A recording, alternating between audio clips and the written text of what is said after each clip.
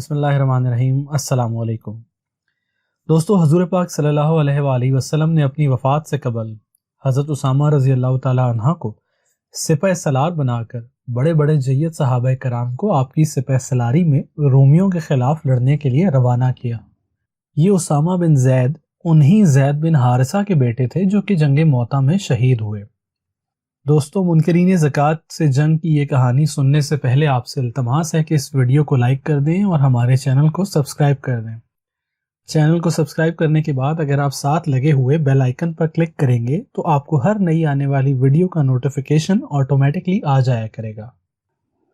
حضرت اسامہ رومیوں کے مقابلے پر نکلے، ادھر زکوٰۃ کے منکروں نے مدینے پر حملے کا پروگرام بنا لیا۔ انہوں نے سوچا مدینے میں گنے چنے تو آدمی رہ گئے ہیں، انہیں ختم کرنا کیا مشکل ہے۔ دوسری طرف حضرت ابوبکر صدیق رضی اللہ تعالیٰ عنہ کو پہلے ہی ان سے خطرہ تھا اور وہ ابھی منکرین کی طرف سے کوئی کارروائی نہیں ہوئی تھی کہ انہوں نے تمام بڑے صحابہ کرام کو مشورے کے لیے بلا لیا۔ رسول صلی اللہ علیہ وآلہ وسلم کی وفات کے بعد بہت سے قبائل نے یہ اعلان کر دیا تھا کہ وہ نماز تو ادا کریں گے لیکن زکوٰۃ نہیں دیں گے۔ حضرت ابوبکر رضی اللہ تعالی عنہ نے صحابہ سے فرمایا کہ ہم منکرین زکوٰۃ سے جنگ کریں گے۔ اس پر حضرت عمر بن خطاب اور بیشتر مسلمانوں نے رائے پیش کی کہ ہمیں اللہ اور اس کے رسول پر ایمان لانے والے لوگوں سے ہرگز نہیں لڑنا چاہیے، بلکہ انہیں ساتھ ملا کر نبوت کا دعویٰ کرنے والوں سے جنگ کرنی چاہیے۔ حضرت ابوبکر نے اس موقع پر فرمایا، ہمیں پہلے منکرین زکوٰۃ سے جنگ کر کے ان سے بزور زکوٰۃ وصول کرنی چاہیے۔ خدا کی قسم اگر منکرین زکوٰۃ مجھے زکوٰۃ کی ایک رسی بھی دینے سے انکار کریں گے جیسے وہ رسول اللہ صلی اللہ علیہ وآلہ وسلم کے زمانے میں ادا کرتے تھے تو بھی میں ان سے جنگ کروں گا۔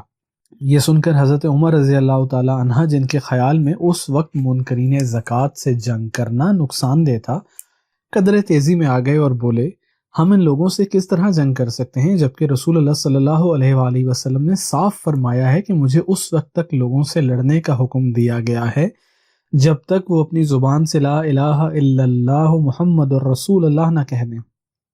جو شخص زبان سے کلمہ ادا کرے گا اس کی جان و مال کی حفاظت مسلمانوں کے ذمے ہوگی، البتہ جو حقوق اس پر واجب ہوں گے ان کی ادائیگی کا مطالبہ اس سے ضرور کیا جائے گا، ہاں اس کی نیت کا حساب اللہ اسے خود لے گا۔ حضرت ابوبکر رضی اللہ تعالی عنہ پر حضرت عمر رضی اللہ تعالی عنہ کی ان دلیلوں کا کوئی اثر نہ ہوا اور انہوں نے فرمایا، خدا کی قسم میں نماز اور زکوٰۃ میں فرق کرنے والوں سے ضرور لڑوں گا، اور رسول اللہ صلی اللہ علیہ وآلہ وسلم نے فرمایا ہے کہ اسلام قبول کرنے والے لوگوں کے ذمے جو حقوق ہوں گے ان کی ادائیگی کا مطالبہ ان سے ہر حال میں کیا جائے گا۔ ان کے یہ الفاظ سن کر حضرت عمر نے محسوس کیا کہ اللہ تعالیٰ نے منکرین زکوٰۃ سے جنگ کرنے کے لیے ابوبکر رضی اللہ تعالیٰ عنہ کے دل میں خیال ڈال دیا ہے، اور حق وہی ہے جو حضرت ابوبکر کہتے ہیں۔ اس واقعے سے ملتا جلتا ایک واقعہ خود رسول اللہ صلی اللہ علیہ وآلہ وسلم کو بھی پیش آیا تھا۔ واقعہ کچھ اس طرح ہے کہ قبلہ تقیف کا وفد آپ کی خدمت میں اسلام قبول کرنے کے لیے حاضر ہوا اور ساتھ ہی درخواست بھی کی کہ انہیں نماز معاف کر دی جائے۔ رسول اللہ صلی اللہ علیہ وآلہ وسلم نے ان کی درخواست قبول کرنے سے انکار فرمایا اور کہا، اس دین میں کوئی بھلائی نہیں جس میں نماز نہیں۔ حضرت ابوبکر رضی اللہ تعالی عنہ رسول اللہ صلی اللہ علیہ وآلہ وسلم کے نقش قدم پر چلنا اپنا اولین فرض خیال کرتے تھے۔ انہوں نے بھی یہی فرمایا کہ خدا کی قسم میں ان لوگوں سے ضرور لڑوں گا جو نماز اور زکوٰۃ میں فرق کرتے ہیں۔ باغی قبیلے ابس، زبیان، بنو کنانہ، غطفان اور فزارہ، انہوں نے جو مدینے کے ارد گرد تھے مسلمانوں سے لڑنے کے لیے فوجیں اکٹھے کر رکھی تھیں اور مدینے کے قریب پڑاؤ ڈال دیا۔ یہ قبائل دو حصوں میں تقسیم تھے، ایک حصہ رندہ کے قریب ابرک کے مقام پر خیمہ زن تھا، دوسرا ذی العقد میں جو رمحلہ کے قریب نجد کے راستے میں واقع تھا۔ ان فوجوں کے سرداروں نے پہلے اپنے وفد مدینہ روانہ کیے، جنہوں نے کچھ لوگوں کے ذریعے حضرت ابوبکر کو یہ پیغام بھیجا کہ وہ نماز ادا کرنے کے لیے تیار ہیں، البتہ انہیں زکوٰۃ کی ادائیگی سے آزاد کر دیا جائے۔ لیکن ابوبکر صدیق رضی اللہ تعالی عنہ نے وہی جواب دیا جو پہلے عمر رضی اللہ تعالی عنہ کو دے چکے تھے، یعنی اگر انہوں نے زکوٰۃ کی ایک رسی بھی ادا کرنے سے انکار کیا تو میں اس رسی کی خاطر ان سے جنگ کروں گا۔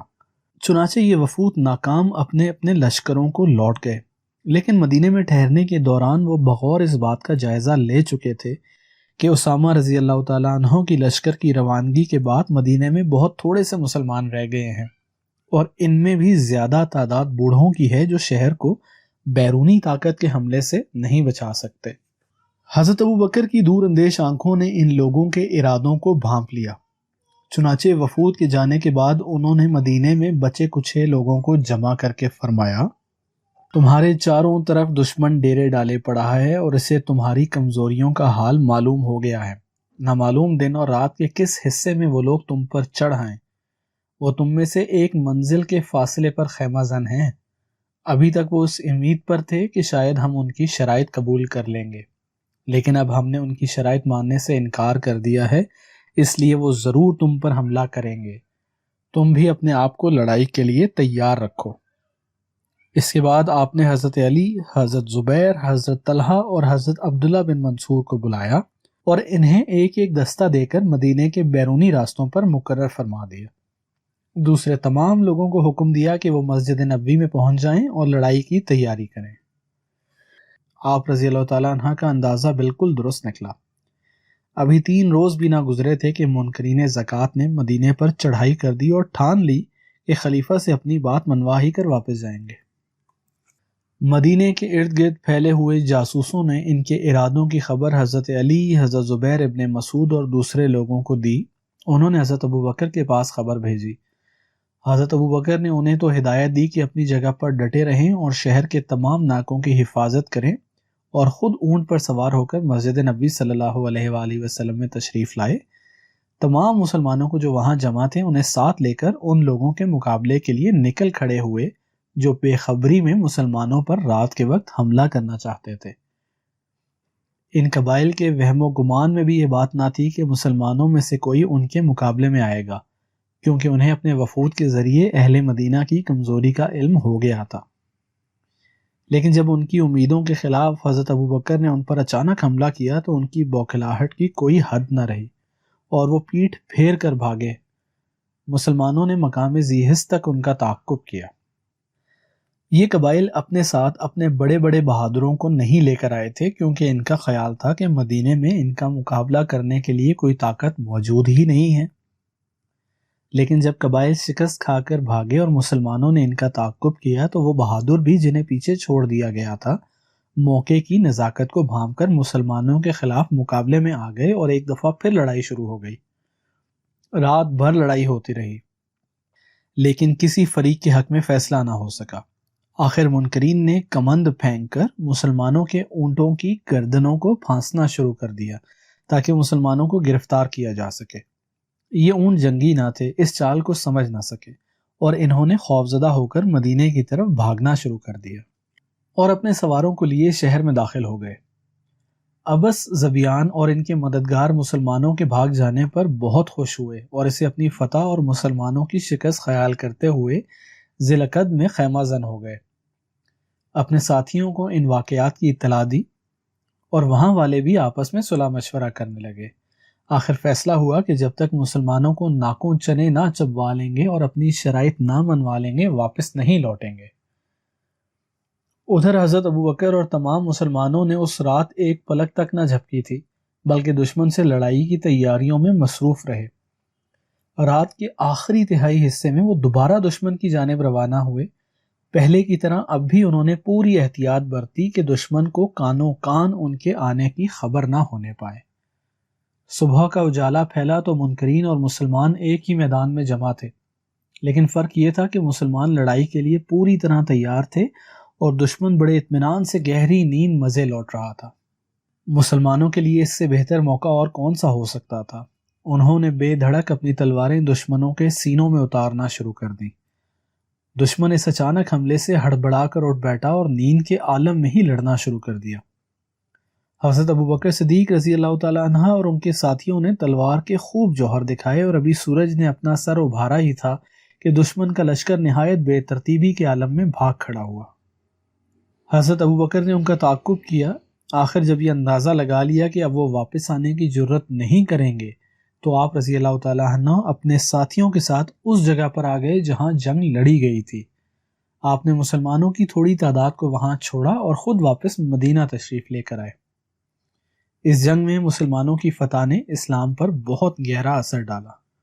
ادھر حضرت اسامہ بن زید کامیاب و کامران واپس لوٹے، مدینہ کے قریب پہنچے تو حضرت ابوبکر بڑے بڑے مہاجرین اور انصار کو لے کر شہر سے باہر نکلے اور لشکر کا نہایت گرم جوشی سے استقبال کیا۔ اس وقت تمام مسلمانوں کے چہرے خوشی سے تمتما رہے تھے۔ مدینے میں داخل ہوتے ہی سب نے مسجد نبوی میں شکرانہ کی نماز ادا کی۔ کہا جاتا ہے کہ حضرت اسامہ کا لشکر تقریباً 40 روز کے بعد واپس آیا تھا۔ باغی اور مرتد قبیلوں نے جب اس لشکر کی روانگی اور پھر فتح کی خبر سنی تو کہنے لگے، اس لشکر کو بھیجنے کا تو صاف مطلب یہ ہے کہ مسلمان زبردست طاقت کے مالک ہیں۔ اگر ان کے پاس قوت نہ ہوتی تو ہرگز ایسے موقع پر لشکر نہ بھیجتے جبکہ سارا عرب ان کے خلاف ہو چکا تھا۔ ذی العقد میں مسلمانوں کی فتح کے بعد قبائل کے جو لوگ بدستور اسلام پر قائم تھے جلدی جلدی زکوٰۃ کی ادائیگی کے لیے آنے لگے۔ اہل مدینہ نے ان کا پرجوش خیر مقدم کیا، اور اس وقت کے حالات کے بارے میں عبداللہ بن مسعود رضی اللہ تعالیٰ عنہ فرماتے ہیں، رسول اللہ صلی اللہ علیہ وآلہ وسلم کی وفات کے بعد ہم اس مقام پر کھڑے تھے کہ اگر اللہ ابوبکر رضی اللہ تعالیٰ عنہ کے ذریعے ہماری مدد نہ فرماتا تو ہماری ہلاکت یقینی تھی۔ ہم سب مسلمانوں کا یہ خیال تھا کہ ہم زکوٰۃ کے اونٹوں کی خاطر دوسروں سے جنگ نہ کریں اور اللہ کی عبادت میں مصروف ہو جائیں یہاں تک کہ ہمیں مکمل غلبہ حاصل ہو، لیکن حضرت ابوبکر نے منکرین زکوٰۃ سے لڑنے کا عزم کر لیا۔ انہوں نے منکرین کی شرط ماننے سے صاف انکار کر دیا اور اسلام کا جھنڈا ایک دفعہ دوبارہ سر بلند کر دیا۔ ناظرین، اگر آپ کو یہ ویڈیو پسند آئی ہے تو ہمیں کمنٹ سیکشن میں بتائیے کہ کیا آپ گائیڈنس ٹی وی کے اس پلیٹ فارم سے مزید اس طرح کی ویڈیوز دیکھنا پسند کریں گے۔ اس ویڈیو کو لائک کرنا اور ہمارے چینل کو سبسکرائب کرنا مت بھولیے گا۔